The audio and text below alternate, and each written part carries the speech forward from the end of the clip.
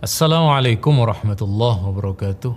Alhamdulillah wassalatu wassalamu ala Rasulillah Sayyidina Muhammad ibn Abdullah wa ala alihi washabihi wa wala ma ba'd. Pemirsa Nabawi TV yang dirahmati oleh Allah, alhamdulillah sebagai umat Rasulullah sallallahu alaihi wasallam, Nabi telah memberi satu gambaran bagaimana perjalanan Islam ini sepeninggal Rasulullah hingga kelak, bahkan sampai selesainya kehidupan. Dalam sebuah hadis Nabi riwayat Al-Baihaqi, Nabi bersabda, "Yarisu hadzal ilma min kulli khalafin udulu." Islam ini dibawa oleh orang-orang terbaik di masanya. Islam ini tidak kemudian datang ke Indonesia secara tiba-tiba, lalu di negara kita menjadi muslim semua. Bukan begitu caranya. Tidak ada ceritanya kitab Sahih Bukhari dibawa angin terbang, datang ke pulau kita, lalu menjadi muslim semua. Bukan begitu. Di hadis ini, Nabi menyebut pembawa ajaran Islam itu orang-orang terbaik di masanya. Orang-orang yang berdedikasi dengan perjuangan. Orang-orang yang tidak hanya mengorbankan nyawa, harta, keluarga, tapi semua total. Mereka dakwahkan, mereka bawa ajaran Islam sehingga tidak terasa negara kita pernah menjadi muslim mayoritas di dunia.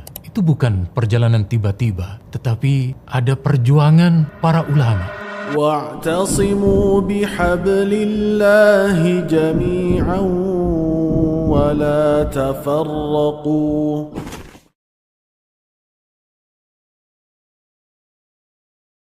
Sekarang siapa para ulama?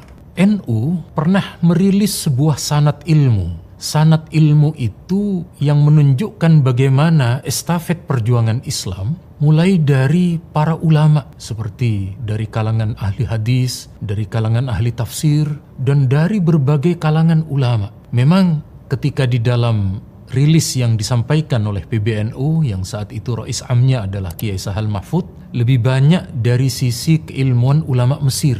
Tetapi tidak bisa dipungkiri ada satu sosok ulama bernama Syekh Yasin Al-Fadani. Beliau keahliannya di bidang hadis tidak perlu ragu, karena ulama Mesir bertabarruk sanad kepada Syekh Yasin Al-Fadani. Ulama Timur Tengah yang lain memperbaharui sanadnya kepada Syekh Yasin Al-Fadani. Ternyata di dalam sanad ilmu yang ditulis oleh Syekh Yasin itu, para kiai kita di situ sanad ilmunya banyak kepada para habaib. Ada sekian banyak sadah, ada banyak sekian habaib yang menjadi guru langsung. Bahkan di dalam kitab yang bernama Bulughul Amani yang ditulis oleh Syekh Yasin Al-Fadani, di situ beliau menulis bagaimana beberapa ulama dari tanah air kita, mulai dari Syekhona Khalil yang beliau menjadi inisiator berdirinya Nahdlatul Ulama. Demikian halnya dengan Kiai Hadratus Syekh Kiai Hasyim Asy'ari selaku Rais Akbar di masa pertama. Beliau di catatan-catatan itu bermulazamah kepada para habaib. Di antaranya kemudian yang kita temukan catatannya dalam Syekhona Khalil dalam biografi Syekh Yasin itu, beliau berguru kepada Syekh Muhammad bin Husain Al-Absyi yang saat itu menjadi mufti Syafi'iyah di kota Mekah. Ini tidak lepas dari Maulid Simtud Duror yang semarak sekali di pesantren, di kalangan kita di NU selalu membacanya. Demikian halnya dengan Kiai Soleh Darat. Kiai Soleh Darat ini juga guru daripada Kiai Hasyim Asy'ari, bahkan dari Muhammadiyah Kiai Ahmad Dahlan. Beliau dijumpai dalam sanad ilmunya itu berguru kepada Habib Syekh Bafakih Boto Putih Surabaya, di mana NU itu lahir, dan di sana pertemuan para kiai kita dengan habaib sama-sama kuat membentengi ahli sunnah. Juga adalah Hadratus Syekh Kiai Hasyim Asy'ari dalam kitab Tashniful Asma yang mencatat nama-nama guru dari Syekh Yasin Al-Fadani. Ternyata di situ dijumpai berkaitan dengan keadaan Syekh Hasyim Asy'ari, yakni Hadratus Syekh Kiai Hasyim Asy'ari berguru kepada As-Sayyid Alawi bin Ahmad As-Seggaf, pengarang Hasyiah Tarsyihul Mustafidin. Kalau kita pernah mondok, jangan pura-pura tidak tahu terhadap hasyiahnya Fathul Mu'in yang kita kaji sebagai salah satu kelengkapan dari kitab I'anatul Talibin. Maka tidak bisa dipungkiri, baik para kiai kita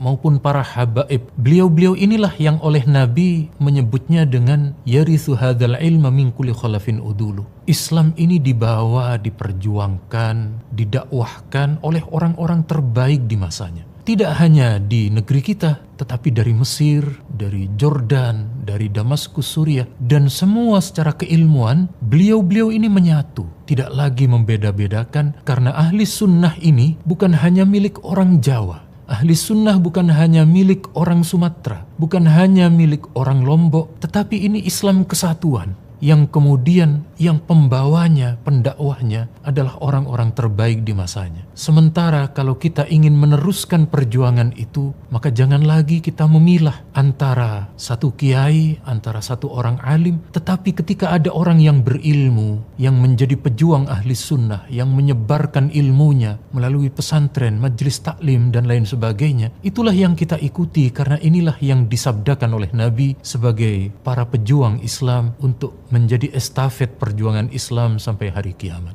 Sekali lagi, semoga Allah memberi kekuatan kepada kita untuk betul-betul membuka hati dan mata kita bagaimana para kiai-kiai kita memiliki guru, memiliki satu energi cahaya ilahi yang tidak bisa dipungkiri. Itu semuanya adalah diantaranya melalui para habaib dan para ulama yang lain.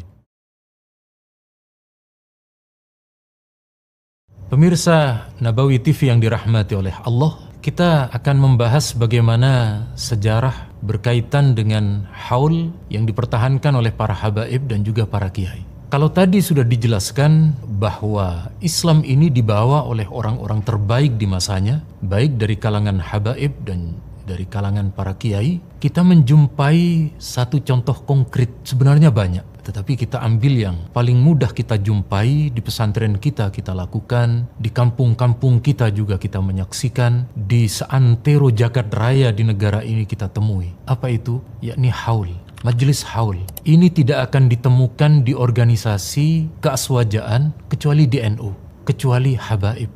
Inilah satu penerus perjuangan Rasulullah yang sampai hari ini konsisten menjalankan itu.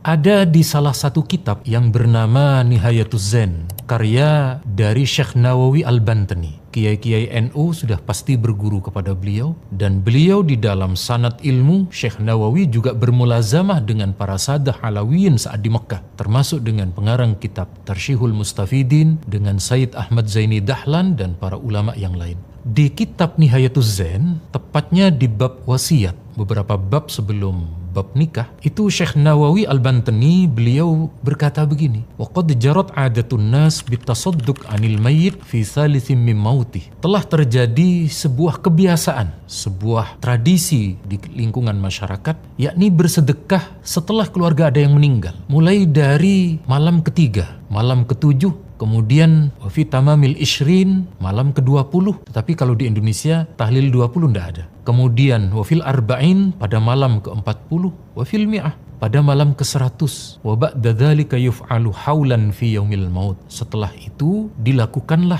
yang namanya haul, 1 tahun di hari wafatnya.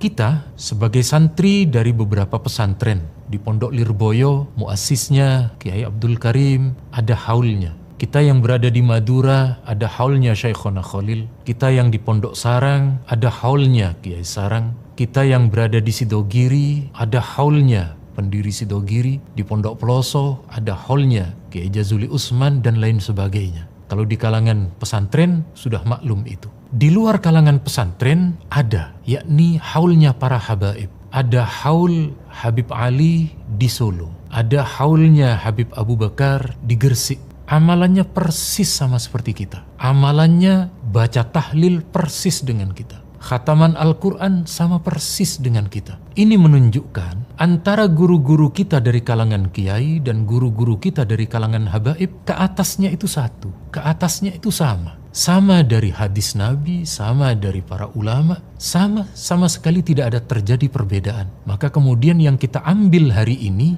adalah dalil yang kita amalkan dari sumber yang sama, yakni Rasulullah SAW. Lalu mana dalilnya? Mana dalil yang sampai hari ini kalangan kita dan kalangan habaib melakukan haul? Hadisnya terdapat dalam riwayat Imam Bukhari. Tetapi pendalilan atau istidlalnya metode dengan istimbat. Istimbat itu menggali hukum. Yakni ketika Sayyidah Aisyah beliau bersabda, beliau berkata yang mengambil sabda dari Nabi, yakni kana yukthiru Rasulullah dzikra Khadijah. Nabi itu sering mengingat-ingat Khadijah. kalimat kana yukthiru dzikraha, atau Nabi sering mengingat-ingat Khadijah, kalimat dzikra itulah yang kemudian diambil tentang berkaitan dengan masalah haul. Oleh karenanya, kalau ada di antara kita pernah datang ke Mekah di bulan Ramadan, ada haulnya Sayyid Muhammad, guru dari para kiai kita di Indonesia. Itu ada redaksi Dzikra Wafati Sayyid Muhammad.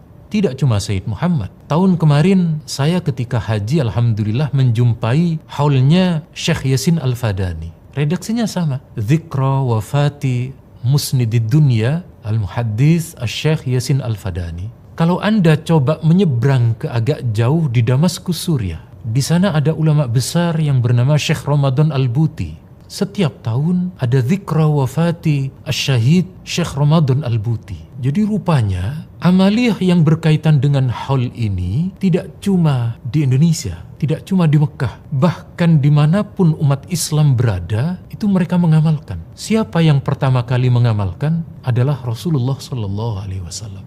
Dari mana? Dari Sayyidah Khadijah, dari Ahlul Bait, dari keluarga Nabi. Bagaimana kemudian setelah itu dzurriyyah Nabi, keturunan Rasulullah dari kalangan sadah, dari kalangan asyraf, dari kalangan habaib menjalankan itu. Kita pun hari ini mengamalkan. Maka sekali lagi ini bukti konkret salah satu bagaimana kalangan ulama kita, kalangan kiai kita, habaib kita, muara sumber ilmunya sama, sanad ilmunya sama. Sehingga bagi kita untuk mencintai guru-guru kita dari kalangan para kiai dan kalangan habaib, belum lagi berkaitan dengan sekian banyak amaliyah, baik masalah talqin mayit sama mengamalkan, baik bacaan tahlil ketika kita ziarah kubur sama ada dalilnya. Saat kita ziarah, saat kita datang ke kuburan, dari mana tuntunan kita membaca takbir, membaca tahlil, membaca tasbih? Dalilnya terdapat dalam riwayat Imam Ahmad. Jadi ada seorang sahabat bernama Sa'ad bin Mu'adz, beliau meninggal. Setelah Nabi memakamkan, di dekat makam itu Nabi membacakan tasbih, membacakan takbir, membacakan tahlil dalam riwayat Imam Al-Hannad. Ini yang mengamalkan kalangan habaib dan kalangan kiai. Maka sudah terlalu banyak kesamaan antara kita dengan habaib untuk kemudian betul-betul kita teladani, betul-betul kita ambil ilmunya. Karena sekali lagi yang dibenarkan dalam tuntunan Nabi adalah orang-orang terbaik di masanya, dan itu kita jumpai dari kalangan kiai dan kita jumpai dari kalangan habaib. Maka berkaitan dengan amaliyah-amaliyah itu sekali lagi kita eratkan kembali antara kita dengan kalangan habaib.